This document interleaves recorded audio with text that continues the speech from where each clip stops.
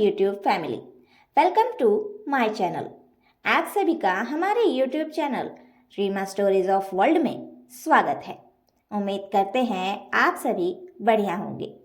Friends, तो आ गई है आप सभी के लिए एक और नई मज़ेदार और जोरदार कहानी।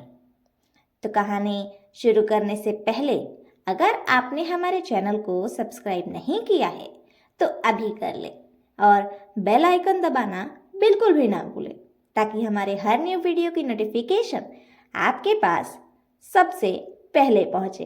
तो चलिए आपका ज़्यादा समय न लेते हुए कहानी शुरू करते हैं। 5 बनी माँ। गीता अपने माँ बाप की इकलौती संतान थी। बेटा भी वही और बेटी भी वही। जो भी करना था अपने माँ बाप की खुशियों के लिए उसे ही करना था। उसका कोई भाई या बहन नहीं था जो उसके माता पिता को उसकी जगह पर खुशियाँ या सुकून दे पाए। इकलौती होने के नाम पर उसके माता पिता ने उसे बहुत अच्छे से पढ़ाया लिखाया था और बहुत ही लाड़ प्यार से पाल पोस कर बड़ा किया था। हाँ, गीता के पिताजी का बिजनेस था, लेकिन कभी भी उन्होंने इस बात का घमंड नहीं दिखाया और गीता में भी बहुत अच्छे संस्कार भरे, जिससे कि उसके अंदर भी कभी इस बात का घमंड ना आए कि वो एक बिजनेसमैन की बेटी है। लाड़ प्यार अपनी जगह था, पर गीता कभी भी ऐसे भारी भरकम कपड़े या छोटे कपड़े या फिर बदतमीजी से किसी से बात करना, ये सब उसने कभी नहीं किया। उसने हमेशा सबसे तमीज़ से बात की, हमेशा बड़ों के पैर छुए हैं, हमेशा अच्छे और संस्कारी कपड़े भी पहने हैं।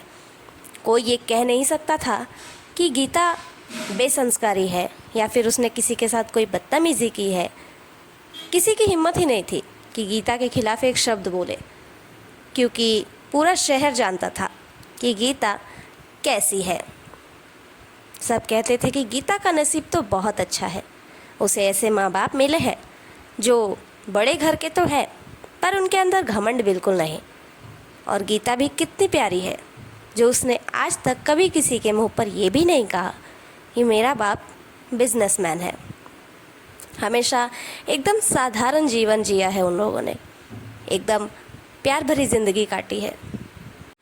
गीता के चाचा जी भी उसके पिता के साथ बिजनेस पार्टनर थे और गीता के पिता उनको उनका सारा हक देते थे, पर इस बात की किसी को खबर ही नहीं थी कि गीता के चाचा उसका सारा बिजनेस हथियाने में तुले हुए थे, क्योंकि गीता के पिताजी ने सारा का सारा बिजनेस गीता के नाम पर कर रखा था और वो भी तब तक जब तक गीता खुद चाहे कि वो उसे संभाले।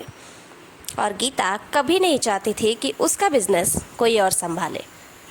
वो हमेशा चाहती थी कि उसके माँ पापा के बाद उनकी निशानी के रूप में वो बिज़नेस को हैंडल करेगी, और ये चीज़ उसके चाचा को पसंद नहीं थी। उसने ऑलरेडी पेपर्स बनवा लिए थे कि सारी की सारी प्रॉपर्टी मेरे नाम पर है, और उस पेपर पे साइन लेने के लिए वो बस मौके ढूंढता रहा, पर ऐसा आज तक हो नहीं पाया था। वो बिज़नेस में घपला करना चाहता था, पर उसके बड़े भाई के हैंडल करने की वजह से वो आज तक कोई घपला भी नहीं कर पाया। फिर भी छोटे मोटे घपले तो वो कर ही देता था और चाहता था कि सारा का सारा बिज़नेस वो खुद हैंडल करे। वक्त बीतने लगा था।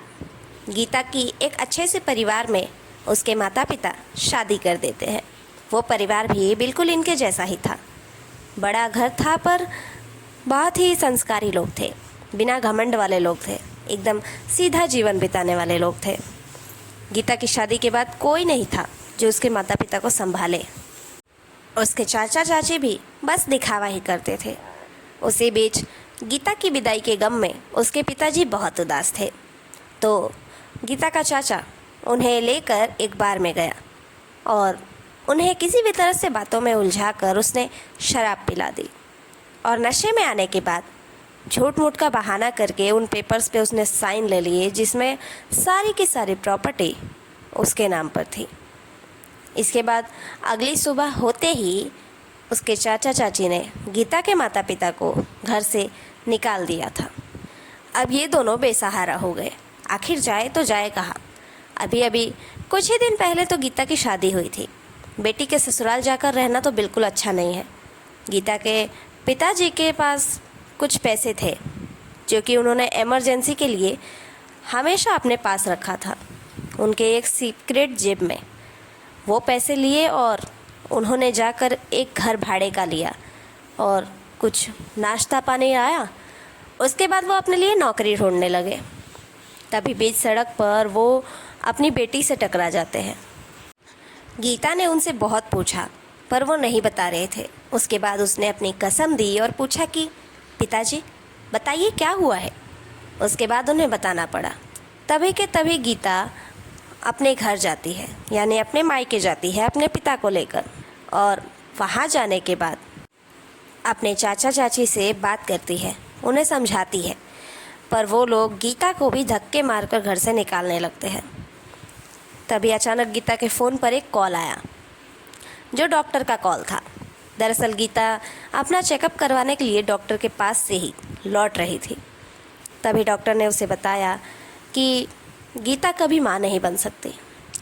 ये बात सुनकर गीता सब कुछ भूल गई। उसे बस इतना याद रहा कि वो कभी माँ नहीं बन पाएगी, उसे कभी औलाद नहीं होगी, उसे माँ कहने वाला कोई नहीं होगा। एक बच्चा जो वो चाहती थी, जिसे वो अपनी गोद में ले, अपनी ममता लुटाए उस पर, वो बच्चा कभी आएगा ही नहीं। इस बात से उसे इतना ज़ोर का झटका लगा कि वो तुरंत ही बेहोश हो गई। उसका पति और उसके माँ बाप उसे अस्पताल लेकर गए और ये बात सुनते ही गीता के चाचा चाची को होश ही उड़ गए कि ये क्या, ऐसा कैसे हो सकता है। और अच्छा हुआ अगर ऐसा हुआ है तो अब तो हमें और भी कोई डर नहीं है। और वो इसलिए क्योंकि गीता के पिताजी ने एक वसीयत और बनवाई थी और वो वसीयत भी उसके चाचा के पास ही थी।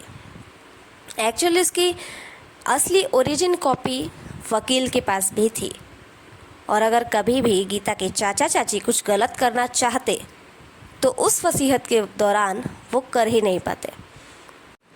उस वसीयत में लिखा था कि गीता के पिताजी की जितनी भी प्रॉपर्टी है वो उनके बाद गीता की होगी और अगर वो किसी और के नाम पर भी होती है तो जैसे ही गीता की कोई औलाद होगी वो सारी की सारी प्रॉपर्टी ऑटोमेटिकली उसके औलाद के नाम हो जाएगी। इस दुनिया में उस बच्चे के आते ही सब प्रॉपर्टी उस बच्चे के नाम हो जाएगी। उस पर किसी का कानूनी कोई हक नहीं होगा, आपसी रजामंदी से भी नहीं। अब आखिर यहाँ पर गीता और उसके माता पिता दुख में डूबे हैं कि गीता को कभी बच्चा नहीं होगा।